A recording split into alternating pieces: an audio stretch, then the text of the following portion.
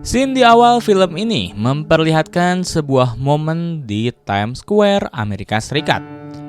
Terlihat bagaimana ramainya pada malam saat itu. Banyak orang sedang berlalu lalang di sana.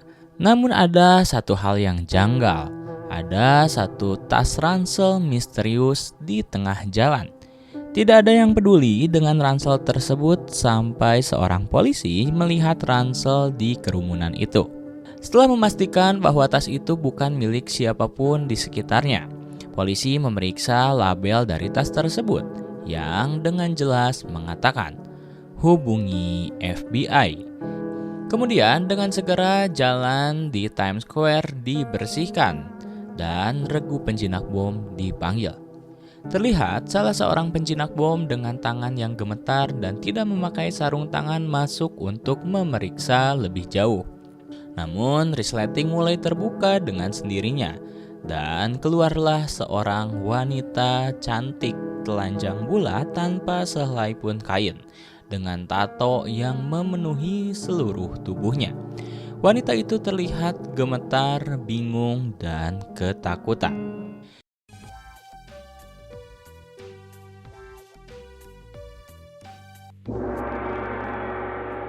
Kemudian scene berpindah ke sebuah rumah yang memiliki banyak wanita yang diborgol, dirantai, dan disandra oleh seorang pria berjanggut bersenjata lengkap. Ada orang-orang yang berteriak dan setidaknya satu bayi menangis. Suara tangisannya menenggelamkan suara yang FBI yang kala itu sedang menggerebek rumah tersebut. Perkenalkan, mereka adalah agen FBI.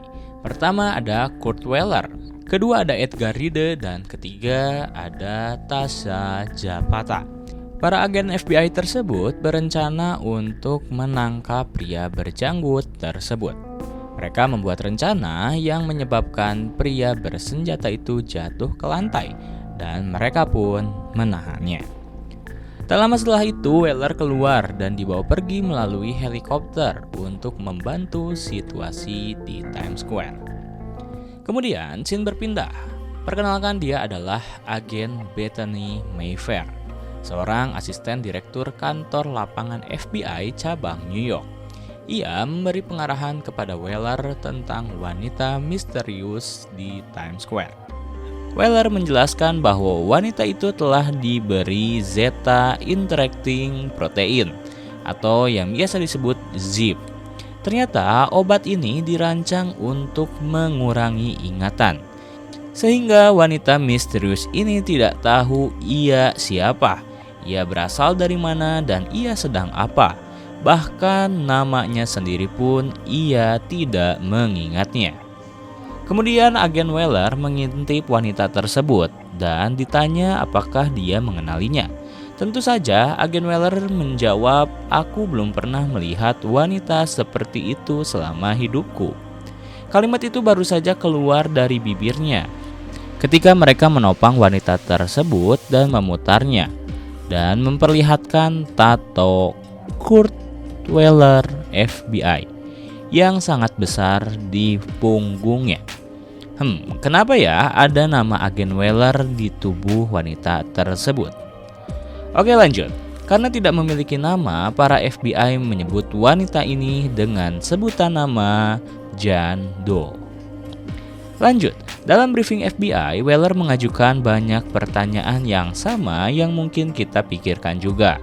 Agen Weller meminta timnya untuk memeriksa catatan untuk melihat apakah ada data wanita ini di sensus penduduk Amerika Serikat dan meminta untuk mencari segala informasi terkait kasus ini.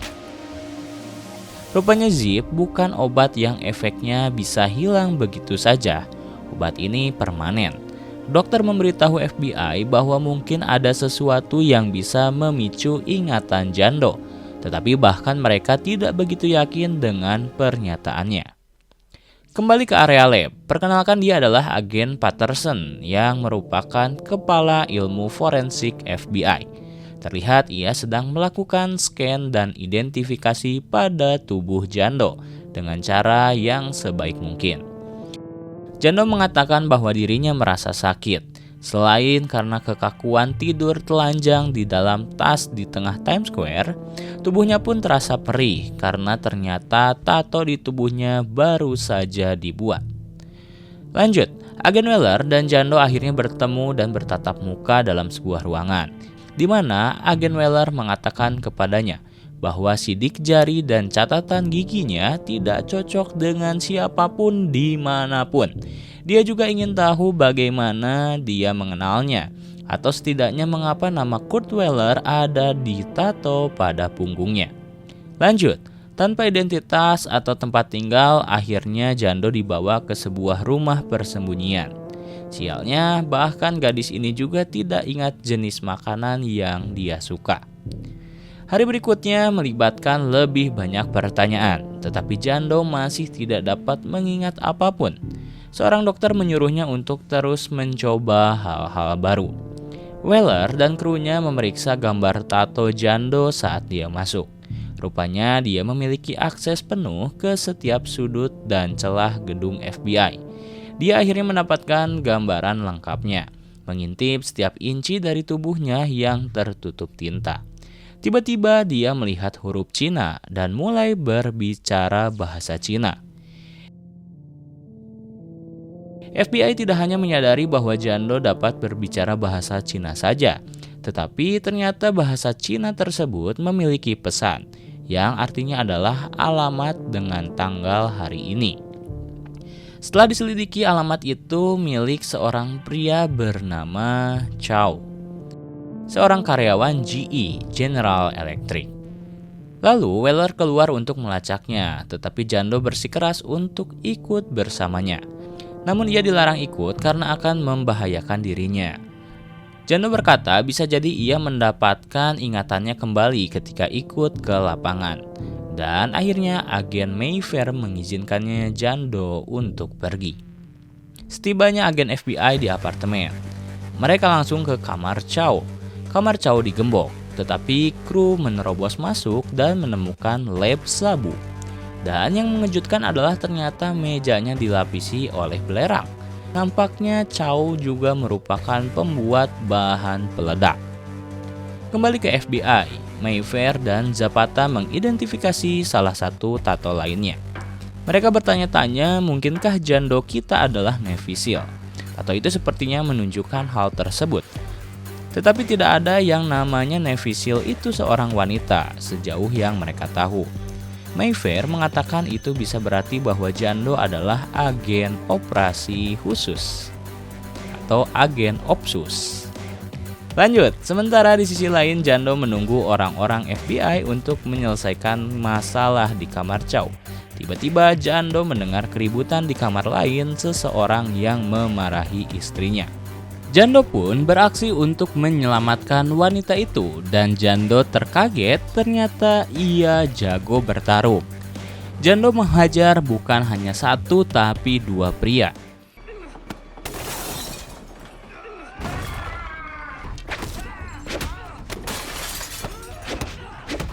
Begitu dia mengalahkan kedua pria itu, Jando dipanggil kembali ke atas untuk menerjemahkan video di komputer Chow. Chow berkata bahwa ia merasa sakit hati dengan Amerika dan hari ini merupakan hari pembalasan dendam. Ia menamakan misi itu bernama Mother of Exiles. Weller menyimpulkan bahwa dia menargetkan Senator Judith Moore yang pro-imigrasi dan perdagangan pro-Cina. Setelah sedikit menyelidiki, FBI menyadari bahwa telepon Chow telah dimatikan. Dan yang membuat sulit, semua emailnya dalam bahasa Wenzhou alias bahasa iblis. Beberapa detik kemudian, mereka menghidupkan kembali ponsel Chow dan menemukan lokasinya. Dalam perjalanan, Jando mulai mempertanyakan kemampuannya. Saat mereka membahas kejadian di apartemen, pembahasan tersebut tertunda karena ternyata mereka melihat Chow. Namun, dia menghilang ke dalam kereta bawah tanah. Agen Weller dan Ride pun segera mengikuti Chow ke kereta bawah tanah. Ternyata Chow menyadari bahwa ia sedang diikuti oleh FBI. Akhirnya ia pun lari dan berpindah gerbong. Kemudian Chow pun memutuskan sambungan gerbong kereta. Dan kini agen Weller pun tidak bisa mengejar Chow. Namun ada yang lebih mengejutkan, ternyata Chow telah berhasil memasang bom di sana. Agen Weller memberitahu Reade untuk membawa semua orang ke belakang kereta, dan agen Weller turun dari kereta dengan bom di bawah lengannya.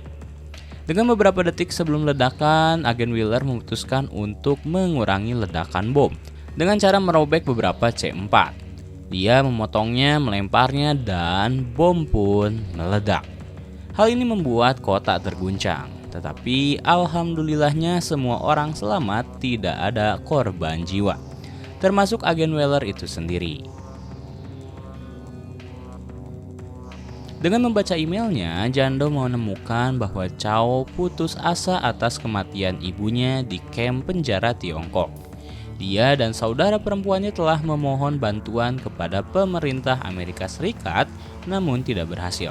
Weller mendapat sebuah petunjuk baru bahwa misi yang dikatakan Chow, Mother of Exile, itu merupakan nama lain dari patung Liberty. Sehingga agen Weller menyimpulkan bahwa Chow tidak menargetkan seorang politisi, namun dia berencana untuk meledakkan patung Liberty. Akhirnya tim pun segera bergegas ke sana.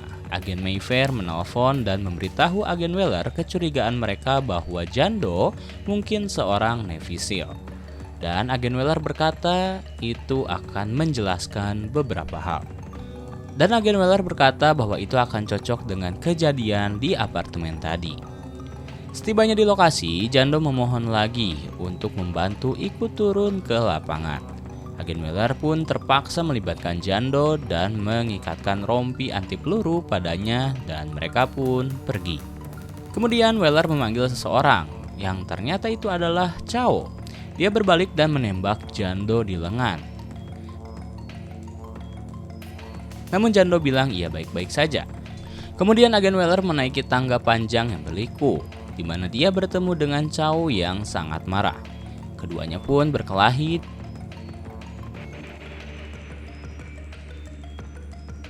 Dan saat Chow menodongkan pisau ke tenggorokan Weller, Jando tiba di atas dan melepaskan tembakan peringatan. Chow mengancam akan membunuh Weller, tetapi Jando memberanikan diri melepaskan tembakan. Saat dia menembak, kita disuguhi kilas balik hitam putih dari Jando berambut panjang yang menembak sasaran di hutan. Seorang pria berjanggut tak dikenal menyuruhnya melakukannya lagi. Siapa ya pria ini? Sepertinya dia adalah kunci dari semua jawaban atas tato yang ada di tubuh Jando. Kemudian scene kembali, Jando yang terkejut memberitahu Weller bahwa dia mengingat sesuatu, dan mereka pun berpelukan. Kembali ke markas FBI, agen Weller memberitahu kru bahwa menurutnya Jando adalah pasukan khusus atau intelijen terlatih. Dia punya bahasa, keterampilan bertarung, dan keahlian menembak. Yang lebih penting, dia menyadari bahwa salah satu tatonya membantu menyelamatkan nyawa ratusan orang. Namun, bahkan jika semua tato itu adalah petunjuk kejahatan, mengapa harus ditutup-tutupi dengan teka-teki? Dan siapa yang melakukan semua ini? Agen Weller mengatakan, ya, suatu hal yang pasti seseorang suka bermain game, dan ini baru permulaan. Setelah semua orang pergi, Mayfair mulai memeriksa file rahasia, jenis yang hanya berisi beberapa kata yang tidak dihapus. Dan pilihan itu adalah pembunuhan, penggelapan, dan Bethany Mayfair. Di bagian atas kita melihat nomor kasus yang kebetulan ternyata cocok dengan salah satu tato milik Jando. Sepertinya Mayfair mengetahui sesuatu. Lanjut, agen Weller pergi untuk mengecek dan memastikan Jando baik-baik saja. Ia mengatakan pada Jando bahwa dia akan baik-baik saja. Keduanya berpelukan dan Weller melihat sekilas tato punggung itu, yang di sana terdapat sebuah luka. Sepertinya agen Weller mengetahui sesuatu. Kemudian scene berpindah ke rumah sakit, di mana Chow sedang beristirahat setelah operasi. Pria berjanggut dari flashbacknya Jando datang dengan berpakaian seperti dokter. Dia menurunkan masker bedahnya dan Chow berkata, Semuanya terjadi seperti yang seharusnya. Pria berjenggot ini berkata, "Tidak, Anda seharusnya mati. Kau untuk saudara perempuanmu, itu kesepakatannya." Cowok berkata ia berjanji tidak akan mengatakan kepada siapapun. Kemudian pria berjanggut itu pun pergi meninggalkan ruangan, yang artinya Chow telah ia bunuh. Di scene terakhir, di episode kali ini kita mendapatkan flashback yang lain. Pria berjanggut yang memberitahu Jando bahwa begitu dia disuntik dengan zip, dia akan kehilangan semua ingatannya. Jando berkomentar, "Ya, aku tahu, tapi itu satu-satunya pilihanku." Dan Jando pun disuntik. Bersambung. Tapi tunggu dulu, seru nggak nih teman-teman series ini? Kalau seru, kita lanjut ceritanya. Kemudian scene dilanjutkan oleh Jendo yang masih berjuang untuk mengatasi ingatannya kembali yang hilang. Tubuhnya penuh dengan tato misteri dan satu-satunya memori yang dia ingat adalah saat latihan menembak target di hutan dengan pria misterius itu. Agen Weller mencoba memanfaatkan memori otot Jen minggu ini untuk membuka lebih banyak pikirannya dengan melakukan beberapa latihan menembak target dan bertarung.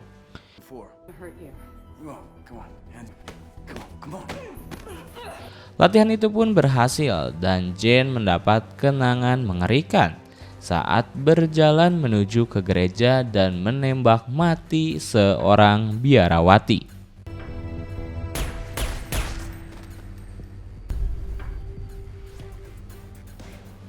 Kemudian, tim FBI dan Weller mendapat kabar bahwa Chow telah meninggal karena serangan jantung saat dirawat di rumah sakit. Tim FBI pun tahu itu tidak benar dan hendak mencari tahu apa yang terjadi sebenarnya. Kemudian, Patterson, kepala unit ilmu forensik yang mencoba mengungkap bagian tato pada tubuh Jendo, berhasil membuka salah satunya. Dia membuat database untuk tato Jendo dengan menggunakan tato pertama dan kata sandi substitusi polialfabetik. Dan mereka pun memecahkan kode yang lain yang membawa mereka ke Mayor Arthur Gibson, seorang pilot angkatan udara yang sedang dibebas tugaskan. Tim Weller dan Jendo pun bergegas menuju tempat tinggalnya Gibson. Jendo berharap dia tahu siapakah Jendo sebenarnya. Tim Weller saat ini tidak ragu untuk membiarkan Jendo bergabung dengan mereka kali ini. Karena di misi sebelumnya, Jendo membuktikan bahwa dia bisa menangani dirinya sendiri. Meskipun Mayfair sempat melarang agen Weller untuk membawa Jendo saat bertugas di lapangan kali ini.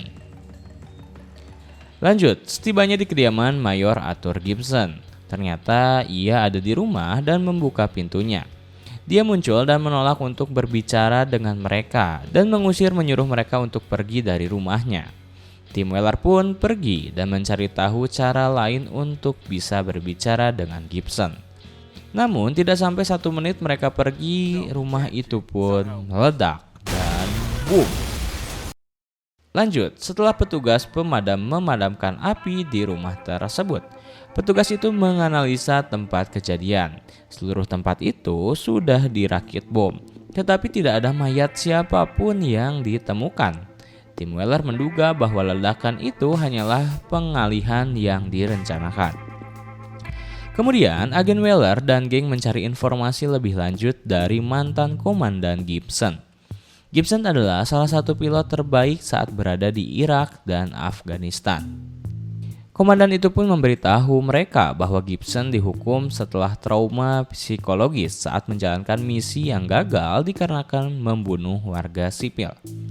Akibatnya, dia hanya diberi pekerjaan di atas meja saja. Trauma itu pun malah memperparah Gibson. Apa yang Weller temukan adalah mantan komandannya yang berbohong, dan Gibson malah diberi promosi dan izin keamanan yang lebih tinggi. Mereka menduga ada yang disembunyikan oleh Angkatan Udara. Kemudian Gibson menerobos masuk ke rumah seorang spesialis pesawat tak berawak Angkatan Udara dan menahan putrinya untuk mengancamnya melakukan apa yang dia minta. Jika tidak, maka dia tidak akan pernah melihat putrinya kembali. Mayor memaksa spesialis itu untuk membalaskan dendam pribadinya dan mengirim rudal langsung ke mantan CEO-nya untuk membunuhnya. Terlihat pesawat itu pun lepas landas. Kemudian terlihat mantan CEO yang hendak memasuki mobil mendapatkan telepon. Dan boom, rudal membunuh mantan CEO tersebut. Kembali ke markas, agen Reed berkata, bagaimana jika tato ini adalah sebuah jebakan? Namun, agen Weller berkata tidak ada waktu untuk memikirkan hal itu saat ini. FBI tampaknya berpikir bahwa pertanyaan yang lebih penting saat ini adalah siapa yang berikutnya ada di dalam daftar. Di ruangan agen Mayfair, agen Weller memberitahu Mayfair bahwa dia mungkin tahu identitas asli Jane Doe. Weller bercerita ketika ia berusia 10 tahun, ia memiliki teman yang merupakan tetangganya, seorang gadis muda bernama Taylor Shaw yang hilang.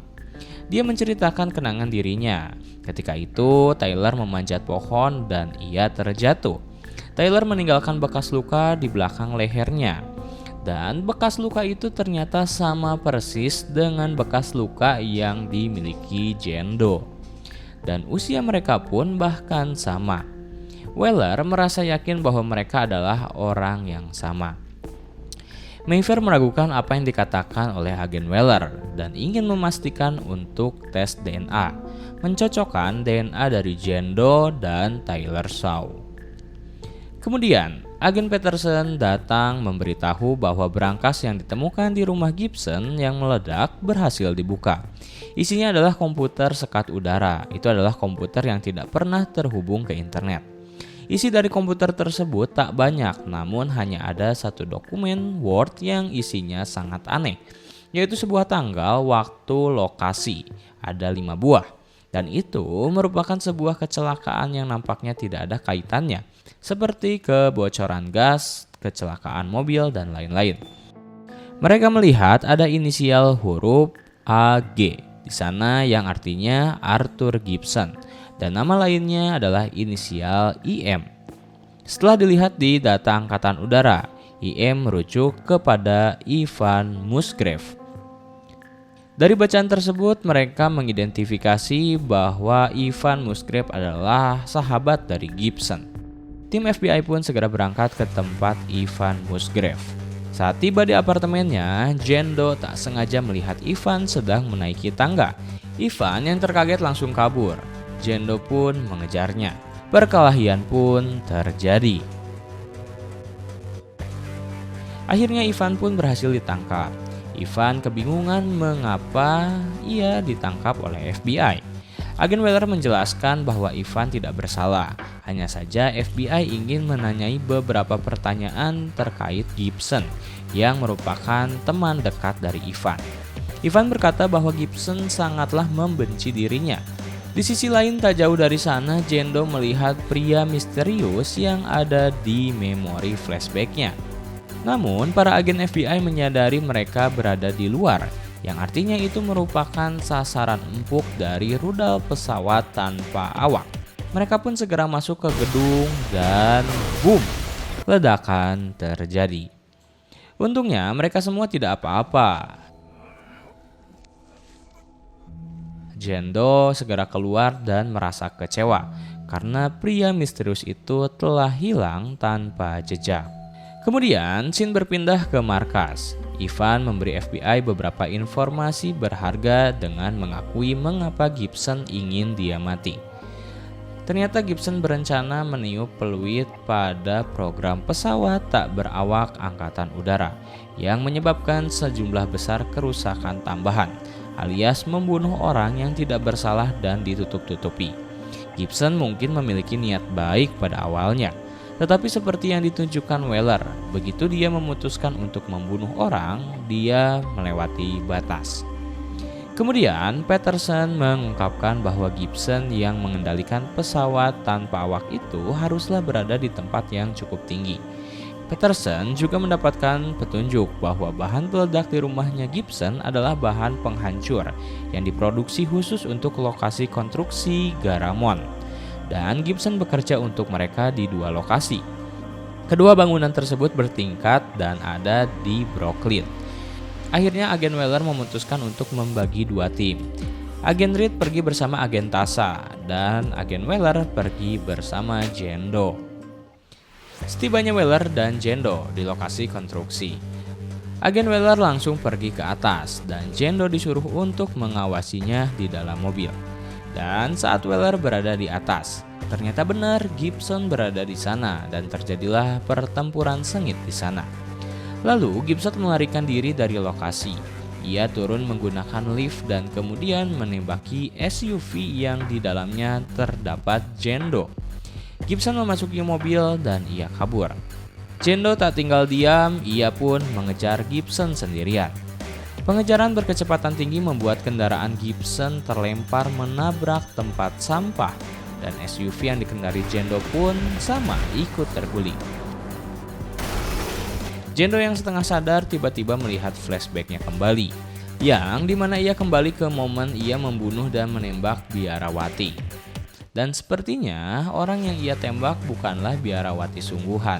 Dan di situ Jane Doe mengambil sebuah barang seperti flash disk dari biarawati tersebut. Barang apakah itu? Nanti kita tahu. Kemudian Jane Doe pun tersadar. Agen Weller datang untuk menolong Jane Doe yang kondisinya baik-baik saja. Dan agen Weller pun segera menangkap Gibson.